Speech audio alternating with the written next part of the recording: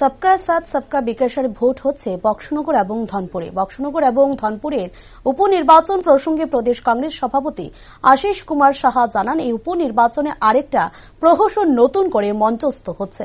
তিনি আরো বলেন, আমার কাছে যতটা খবর রয়েছে, গতকাল গভীর রাত থেকে শাসক দল সন্ত্রাস শুরু করেছে। মানুষকে ভয় ভীত দেখিয়ে এবং সেখানে বিরোধী দলের নেতৃত্বকে মারধর করা হয়েছে। বিরোধী দলের ভোটারদের নানাভাবে ভয় ভীত প্রদর্শন করে। এই যে ভোট, এটা প্রহসন ছাড়া কিছুই নয়। তিনি বলেন, কোথাও কোথাও ভোটাররা তাদের ভোট দান করার ক্ষেত্রে চেষ্টা চালিয়ে যাচ্ছেন, কিন্তু অনেক জায়গাতে ভোটারদের ভোট কেন্দ্রে নিয়ে গিয়ে শাসক দলের কর্মীরা ভোট কেন্দ্রে ভোট দানে বাধ্য করছে। অভিযোগ করলেন প্রদেশ কংগ্রেস সভাপতি আশিস কুমার সাহা। স্বাভাবিকভাবেই ভোট দানের ক্ষেত্রে ভোটারদের মতামত প্রতিফলিত হচ্ছে না। তিনি আরো বলেন, শেষ পর্যন্ত ভোট কি রকম প্রহসনে পরিণত হয় তা আমরা দেখব। দেখুন, এটা গতকালকেও আমি বলেছি যে একটা প্রহসন আবার নতুন করে মঞ্চস্থ হচ্ছে।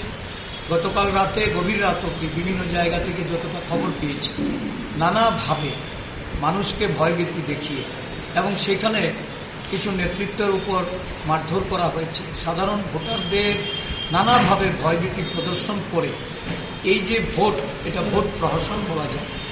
আমরা বিভিন্ন জায়গা থেকে যা খবর পাচ্ছি, কোথাও কোথাও হয়তো ভোটাররা তাদের অধিকার প্রয়োগ করার ক্ষেত্রে তারা চেষ্টা চালিয়ে যাচ্ছেন, ভোট প্রদানও করবেন, কিন্তু অনেক জায়গাতে ভোটারদের সেখানে নিয়ে গিয়ে ভোট কেন্দ্রের ভেতরে শাসক দলের কর্মীরা তারা ভোটদানে বাধ্য করছে এবং ভোটদানের ক্ষেত্রে তাদের মতামত প্রতিফলিত হচ্ছে।